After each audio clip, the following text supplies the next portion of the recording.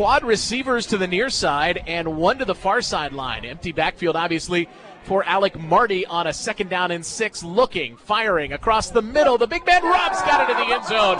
Touchdown, Dow. They found the 6'6" target, Mike Robb. What a phenomenal throw by Alec Marty. They had a defender underneath Rob. They had a defender over top Rob. That was the only place that ball was going to get caught. Great throw, great catch. Hats off to that play. What a wonderful play by Midland Dow.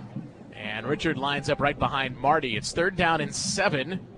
And the fake to Richard. Marty has plenty of time. Eons looking, throwing to the end zone. Caught, touchdown, Dow. It's Devontae Stein with a touchdown reception. The junior, 6'5", makes the catch. And it is 13-0 Dow with a point after pending. Devontae Stein makes his 3rd catch of the year. The quarterback had all day. That's like 7-on-7. And when you're out there as a defender trying to guard 4 receivers, 5 receivers, and you're talking 5 or 6 seconds, that's impossible. Well, and with all that time, you have to believe maybe Stein was the 3rd, 4th, 5th option there because it took a while, and he's not a guy that typically gets targeted. I think it was. Kids point after. Low snap, kick is up. He does get it up, and it is good. Credit the holder, Marty, on that play. A low snap for getting it down in time for Kidd to kick it up, and good. That drive for Dow takes 1 minute, 7 seconds. It scores them 7 more points, and with 7 minutes and 53 seconds to go in the first quarter, Dow takes a 14-0 lead. Back in a moment on ESPN 100.9 FM. Dow takes over. Richard goes into motion. Marty with the pass to Rob. First look at the big wide receiver, Rob, and he's got a 1st down, and he is just taking defenders with him.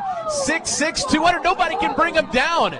They finally do at the 14-yard line. That is 6'6", 200-pound wide receiver Mike Robb dragging 4 Heritage defenders with him. So Powers comes out 2nd down and 2 after the timeout. Punier on the left side gets the 1st down, eludes a couple of tackles into the end zone. Touchdown for Flint Powers. Jacques Punier into the end zone, and it is 13-2 Flint Powers. Power bunch set for Powers, and they give it to Punier in the end zone. He is hit, and it's a safety.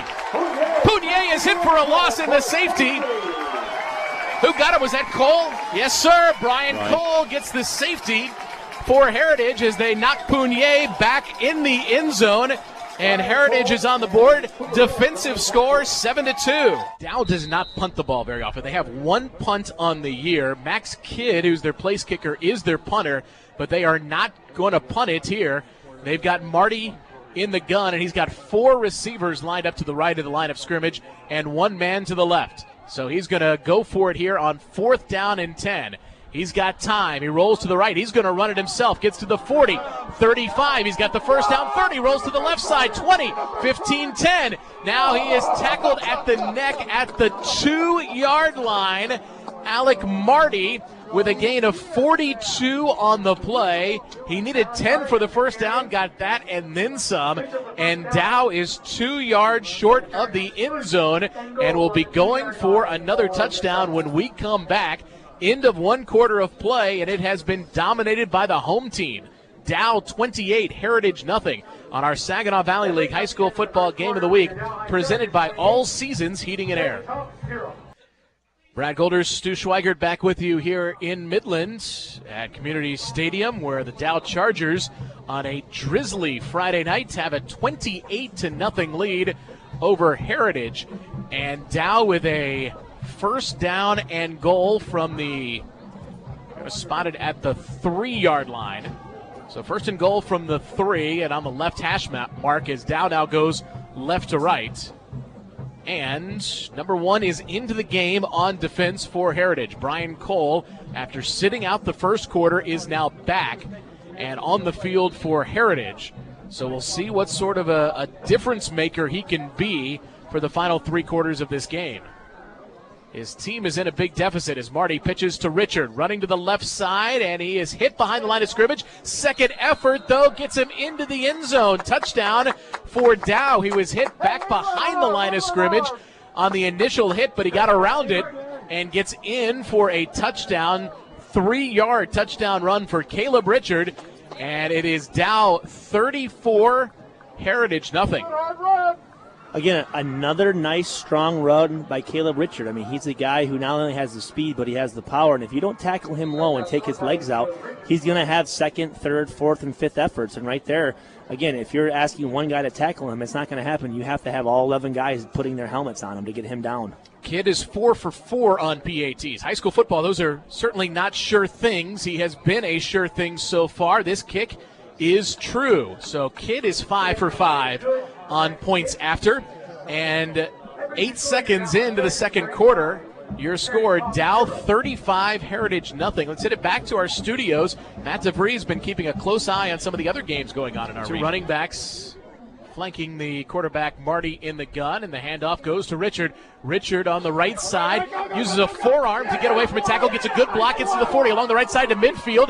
Now a horse collar at the 30, and they finally bring him down. There's a flag on the play. He gets all the way to the Heritage 30-yard line, and I think there's going to be some extra yardage tacked on with that yellow hanky on the field.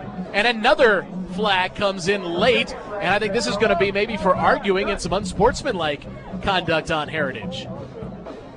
You know, on a play like that, Jalen Young's going to do whatever he can to get Caleb Richard down. Unfortunately, that's illegal. You can't do that. But there is no excuse for the call after the play. Let the officials call the play. You are not an official. That is not your job.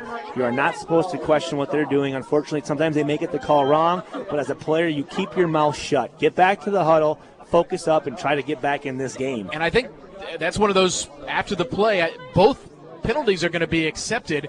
So the horse collar is a 15, and then the unsportsmanlike is a half the distance to the goal line.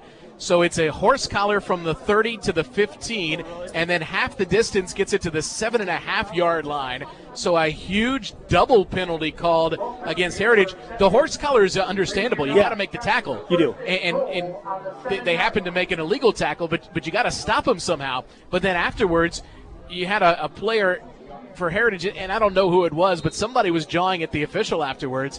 I think that's the call, and that's what got them the extra 7.5 yards. You're down 42-0. Keep your mouth shut. Offset I.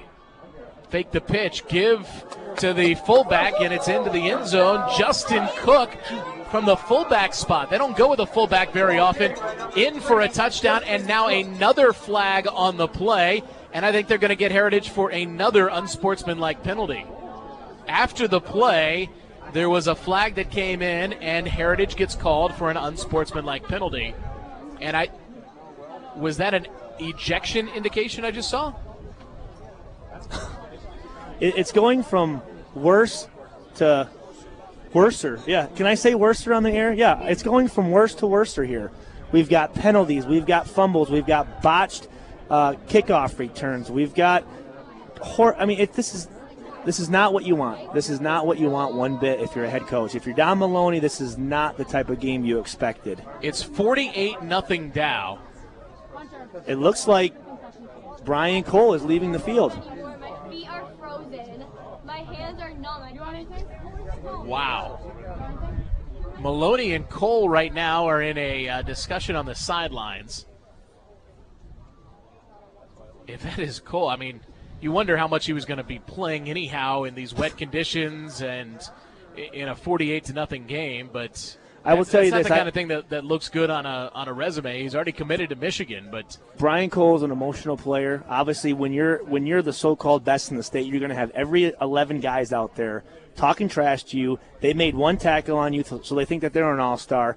And if you're not careful, that can start to wear on you, especially when you're down 48-0. He's got a lot of pride in himself, a lot of pride in on his team. So it got to him. The fact that they're down, they got scored on, and he let his emotions get the best of him. He is walking towards the bench with his helmet off. Kidd's kick is up, and it is good. He has connected on every point after touchdown so far in the contest. But as you saw, as soon as Brian Cole came in the game, you saw the chippiness come out, Brad. You saw Skylar Contardi talking to him. You saw number 17, the cornerback, who made the tackle when Brian Cole returned the opening kickoff. And as a high-profile player, you're going to get that every game, every play. You've got to make sure, you know what, let your play do the talking for you.